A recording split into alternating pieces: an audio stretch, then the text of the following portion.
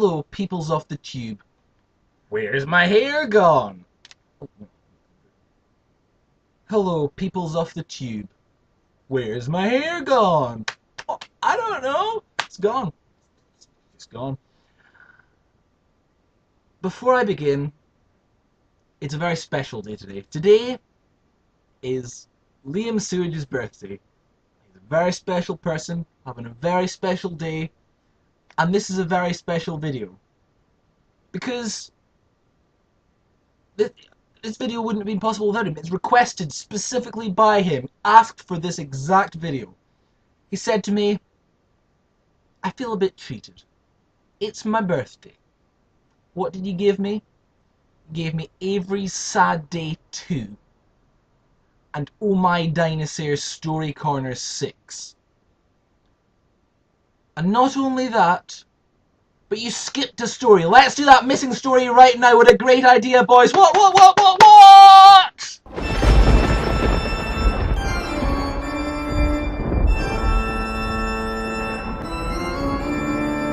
This story is called The Strange Spectacles. The book's still broken. In case you're wondering, you weren't. Once upon a time, full warning, this is the worst story in the book. It's so boring. There's no naughty children in it. Once upon a time, a little girl found a strange pair of spectacles. Like that could be the end of the story right there. They were made of clear glass. Pretty normal, like clear glass. Yep, normal glasses. But they had little silver specks in them. They were specks. What? That moved about like magic.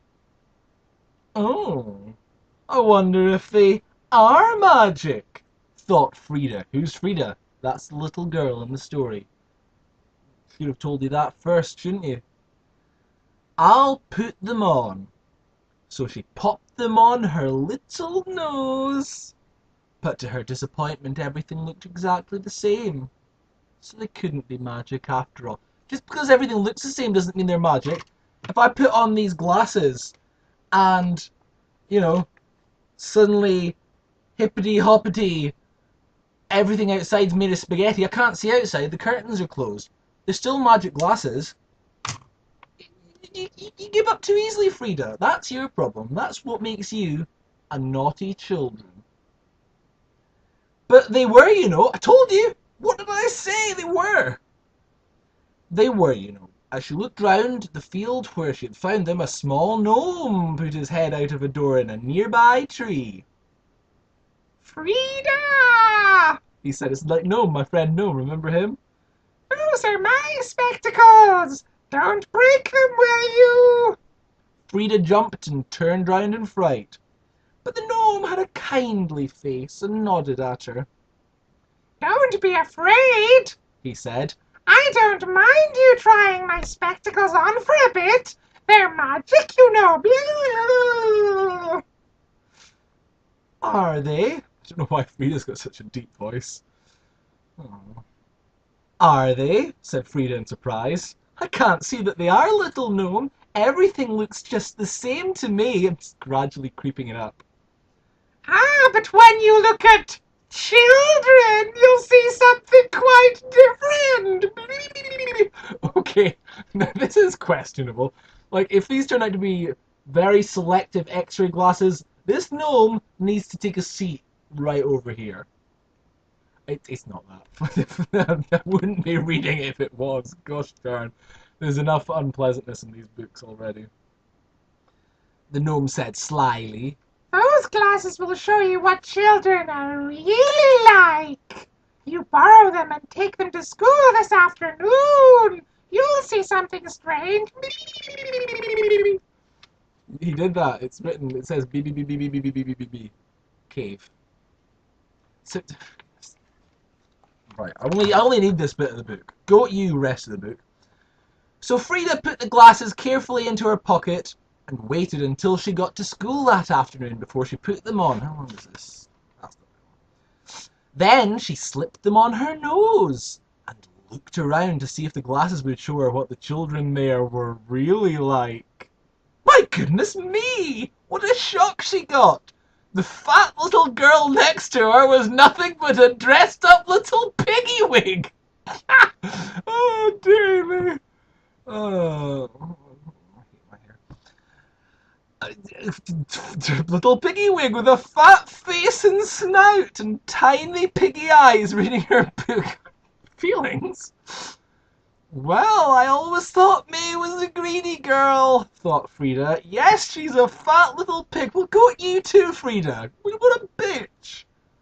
She looked at spiteful little Annie, who sat in front. Annie had a bad temper, and she scratched people and pulled their hairs individually. Maybe what happened to mine. Pulled their hairs. And do you know what Frida saw when she looked at Annie through her magic spectacles? She saw a small cat with sharp claws for scratching and a spiteful little face. Actually, I'm not doing that ever again. That hand thing. Let's not do that again. Frida nearly laughed out loud. Lol. We often say that Annie is a spiteful little puss cat, she said to herself. And she is! All nicely dressed up in a red frock and with a tail swinging angrily because she can't do her sums right. Go at you, Frida! You know, nothing bad happens to Frida. She's just horrible. She's not very nice. This was fun. Was it? Are you finding this fun too? Are you enjoying this? This video that you specifically asked me to make? I don't think you are. Frida turned her eyes to Alex, a kindly boy, but so stupid he could never say anything. Go at you, Frida! Why are you being so horrible? He just simply didn't use his brains, and he was a sheep. Ouch! Gosh darn it! This is like a personal attack. He was a sheep. Yes, a nice, kindly, stupid-faced sheep. I hate this. This is your fault, Sewage. I was going to do Sherlock. Mumbling away to himself, trying to write out some words. Frida thought he looked too funny for anything. Now what about Molly, her best friend? She looked at her, and Molly was a pretty little rabbit. That sounds about right, said Frida. She humps everything that moves. What? It doesn't say that. It doesn't. This is 1949, guys. Get your head out of the gutter. With a waffly nose, big scared eyes, but kind and trustful and good. So not really like a rabbit. Why is she like a rabbit? She's not. We just thought we'd pick something cute. Frida smiled. That's just like Molly, she said in delight. A timid, shy little girl, but so kind and sweet. What about that peevish little Eric, though? Eric was a hedgehog, full of prickles. He bent over his work, his long prickles showing through his coat and his snout almost touching the page. Of course, said Frida. We often tell Eric he's as prickly as a hedgehog. Always thinking we're teasing him when we're not. You probably are. You're pretty horrible, Frida. You're not a very nice person. Frida thought this was lovely. What would all the children say if they knew what they looked like this afternoon? She looked at Joan, the head of the class, a clever, kind girl, always willing to look after anybody. And Joan was a big, clever, kindly St. Bernard dog, with bright, kind eyes and such a lovely look of, I'll take care of you all. Frida was pleased. She'd always liked Joan. Well, at least she liked someone. And now she liked her even more. Morris was another little pig. Not this is horrible. Not quite so fat as May. May, was her name May? Oh yeah, she was. I thought she was called something else. I'd already forgotten. John, a mean little boy whom nobody liked. Hey, do you know who else no one likes? Frida, you. Because you're horrible. Nobody liked was a cunning-looking rat. Frida didn't like the look of him at all. She turned her head away quickly. How horrid he looked! That's racist. No, I don't know. Dear old stupid Winnie, another one who wouldn't use her brains, was, what do you think? A grey donkey! Ee-aw! Ee-aw, you're bad. Go, that's a really weak comeback, but I'm so done with Frida. I've still got like a page and a half of her. I hate her. I hate Frida. Go at you, Frida. A grey donkey. Frida almost laughed out loud, lol, when she saw Winnie's long grey nose bend over her book and the big ears sticking straight up. Elsie was another rabbit. Perky little Lucy, black-eyed, friendly and merry, was a robin. Her sharp beak followed her lines of writing and she blinked her black eyes as she wrote. A robin! Of course! Lucy had always reminded Frida of a perky robin. Had she, though? Had she really? Big Janet had always made her think of a fussy old hen, fussing and worrying and scratching round, and dear me, there she sat fluffing up her feathers round the collar of her jersey, looking anxiously around to see that everyone was all right.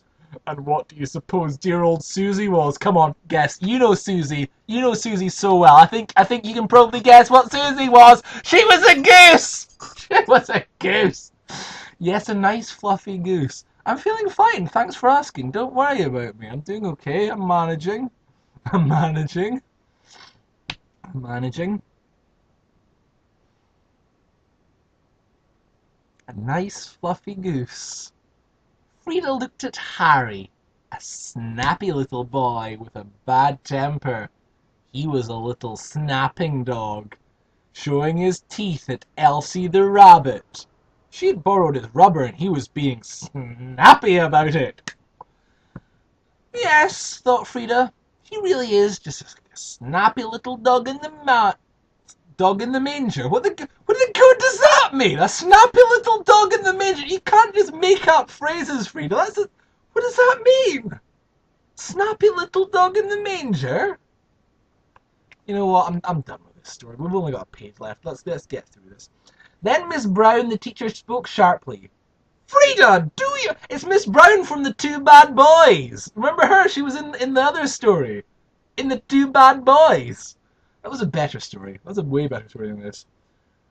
Frida, do your work! Don't look round the room and dream! Frida went red. She took off the magic spectacles and went on with her work. When next she looked up, all the children had gone back to their right shape. But Frida knew what they were really like, didn't she? Did she, though? Did she? She took the strange spectacles back to the gnome the next day. They are wonderful, she said. But there's just one thing I wish, and that is that I could see myself through them. I'd like to know what I am really like, too.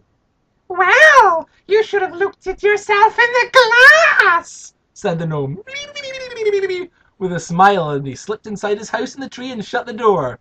So Frida doesn't know what she's really like any more than you do. I know what she's like. Horrible. She is the worst person. In a book called The Book of Naughty Children, the only person that nothing bad happens to is by far the worst. She is so judgmental. Got you, Frida, and the horse you rode into town on. It was probably one of your friends before you put your glasses on. I wonder what she would have seen if she looked at you. Think a minute and see if you know. I bet it's something really bitchy, because that's how Frida rolls. Goat Frida, goat you for recommending this video, Sewage. This video is your fault. Everything bad in life is, well, actually my fault, but this one thing is your fault for sure. Join me next time for Sherlock. No, never getting Sherlock. I'm taking it back. I'll stick it up in a minute. I'll probably have put it up by the time you finish watching this. But you think about what you've done, Suge. You think about what you've done. Look what you made me do, as Taylor said to the Swift. Bye. Tell me a story, oh, oh, oh. It's nearly Christmas, oh, oh, oh. It's a story, oh, oh, oh. I don't like this, oh, oh, oh. That is what suicide body washes, oh, oh, oh. Also, I said it was Suge's birthday. It is not Suge's birthday. It is Spam's birthday. So he's not going to watch this. No one's going to watch this. Suge is probably not going to watch this. Why am I like this? Why do I do these things? I spent 15 minutes just being an asshole.